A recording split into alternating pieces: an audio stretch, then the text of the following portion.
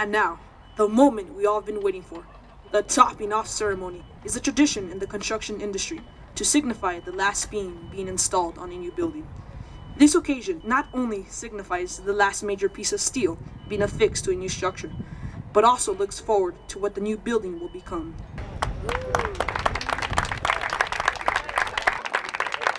We've never had a combination school before. This is the first of its kind.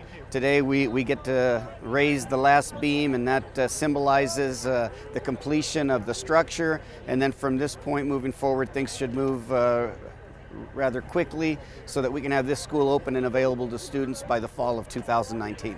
The classrooms, they're going to foster an environment that foster collaboration, innovation. Our teachers will be trained, specially trained, in order to be able to use the technology for the new school. We're going to have collaborative spaces outside the classroom where their teachers can take their students so that they can learn outside of a classroom environment, which makes things different for students. We do all of this for the students. In the Ysleta Independent School District, we pay more attention to the students' achievement rather than the adults in the organization receiving awards or accomplishments. Beautiful with all the signatures. I could say that. We're making history right now, right here.